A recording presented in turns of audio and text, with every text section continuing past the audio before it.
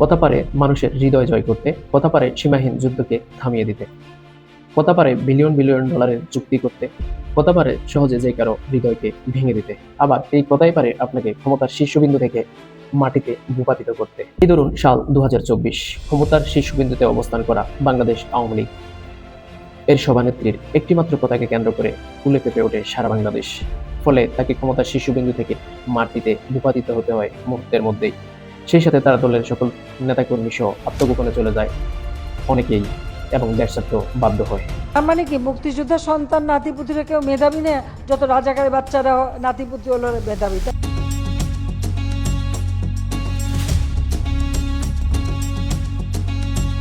সাল 2013, ক্ষমতায় বাংলাদেশ আওয়ামী লীগ সহ তাদের অঙ্গ সংগঠনগুলো।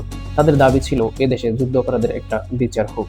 সেই প্রেক্ষিতে তারা বাংলাদেশ জামাত ইসলামের সেক্রেটারি জেনারেল আব্দুল কাদের মোল্লাকে বিভিন্ন সিস্টেমে পেলে একটি ফাঁসির রায় দেয়। তিনি আদালত চত্বর থেকে নামার সময় একটি ভি চিহ্ন ইউজ করেন, যার ফলে জন্ম নেয় শাহবাগের মতো একটি সংগঠন, যেটিকে আমরা গণজাগরণ মঞ্চ হিসেবে জানি। সেই গণজাগরণ মঞ্চে অনেকে বুঝে না বুঝে যোগ দেয়, যদিও পরবর্তীতে সেটি চলে যায় আওয়ামী লীগের নিয়ন্ত্রণে।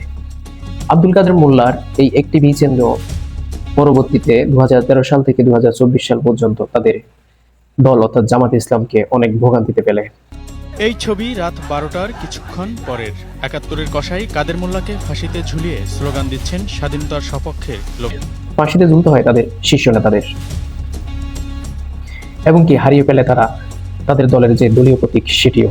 আমি এখন কথা বলছি জুন 1, 2025। এখন পর্যন্ত আমি যতদূর জানি তাদের দলীয় প্রতীক ফিরে পাওয়া সম্ভব হয়নি এবং দলটিকে করে দেওয়া হয় এলোমেলো। প্রায় 90 দশক থেকে বাংলাদেশের ওয়াজের ময়দানে দাপটের সাথে বয়ান করে আসা মাওলানা তারেক মনোয়ার 2018 সালে কিছু মিস ইনফরমেশন তুলে ধরার কারণে পরবর্তীতে তিনি হাসির পাত্র এবং ট্রলের শিকার হয়ে থাকেন। লীগের সাবেক সাধারণ সম্পাদক কাদের সাহেব বিভিন্নভাবে ট্রলের শিকার। নির্বাচনে খেলতে চা আসে, খেলা হবে হবে, খেলাবো না, প্রয়োজনে ফখরুল সাহেবের বাসায় গিয়ে উঠবো। She has made us stand taller. She has made us feel brighter. She has made us look smarter. এতক্ষণ আমরা দেখেছি কথা বলে এবং অঙ্গভঙ্গি ইউজ করে কিছু মানুষ কিভাবে ক্ষতিগ্রস্ত হয়েছেন। এবার আমরা দেখব কথা বলে এই দেশে কিভাবে মানুষজন উপরের দিকে উঠেছে এবং সম্মানের একটা স্থান ধরে রেখেছে। বাংলাদেশের জাতীয় কবি কাজী নজরুল ইসলাম, যিনি জেলে বসে একটি কবিতা লিখেছেন ইংরেজদের বিপক্ষে, লাথিমার ভাঙ্গে তালা, যত সব বন্দিশালা, আগুন জ্বালা আগুন জ্বালা। ওনার এই এক কবিতায় জেলে থাকা বন্দিরা গর্জে উঠেছে বাংলা। এদিকে সম্প্রতি বাংলাদেশে বিনিয়োগ সম্মেলনে বিডার চেয়ারম্যান আশিক চৌধুরী একটি বক্তব্য রাখেন, যেটি সারা দেশে তুমুল জনপ্রিয় হয়ে ওঠে। বাংলাদেশ বিনিয়োগ উন্নয়ন কর্তৃপক্ষের নির্বাহী চেয়ারম্যান হিসেবে দায়িত্ব পালন করছেন আশিক চৌধুরী। কর্মদক্ষতা, উপস্থাপনা শৈলী ও যোগ্যতার প্রমাণ দিয়ে তিনি ইতিমধ্যেই মানুষের মন জয় করেছেন। কথা বলে বাংলাদেশের যুবকদের আইকন হিসেবে পরিণত হয়েছেন ডক্টর মিজানুর রহমান আজহারী, যিনি বাংলাদেশের ওয়াজের ময়দানে সম্মানী ব্যক্তি হিসেবে সবচেয়ে সম্ভবত উপরের স্থান ধরে আছেন। ওনার কথা, অঙ্গভঙ্গি এবং আচরণ বাংলাদেশের যুবকদেরকে মুগ্ধ করে থাকে। মানুষকে যত্ন নিলে মানুষ যে কত ভালো হয় আপনি কল্পনাও করতে পারবেন। 2021 সালে ডক্টর কাজী ইব্রাহিম বলেছিলেন এক জুমার খুতবায়, আওয়ামী লীগ সরকার যদি এই দেশ থেকে উৎখাত হয় তাহলে সেটি হবে একটি নতুন রাজনৈতিক দলের হাত ধরে এবং তার নেতৃত্বে থাকবে যুবক। এই কথা বলার 2 দিন পর ওনাকে আওয়ামী লীগ সরকার জেলে নিয়ে যায় এবং 2 বছর জেল খাটিয়ে তাকে দেশ থেকে বাধ্য করে। ওনার কথা বলার ঠিক 3 বছর পর উনি যে কথাগুলো বলেছেন সেই কথাগুলোই বাস্তবে পরিণত হয়েছে।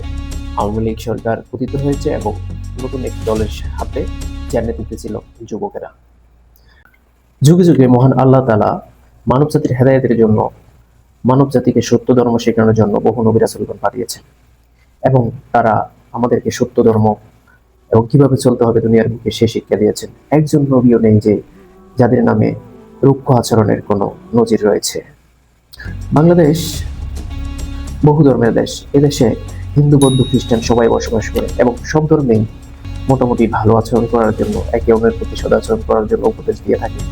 কিন্তু দুঃখের বিষয় সত্য যে আমরা এই ধর্মকে ধর্মের জায়গায় রেখে নিজেদের মন গড়ার মতো চলে যাচ্ছে। চরিত্র যদি হয় আমাদের জীবনের প্রধান সম্পদ, তাহলে কথা কোনো অংশে কম নয়।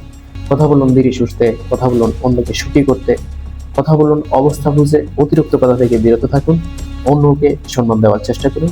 ভালো থাকবেন আপনি, ভালো থাকবে দুনিয়া, ভালো থাকবে আমাদের চারপাশ। কেউ অপমানিত, কথা বলে কেউ সম্মানিত, এবং কথা বলে অনেকেই হয় লজ্জিত। আল্লাহ হাফেজ।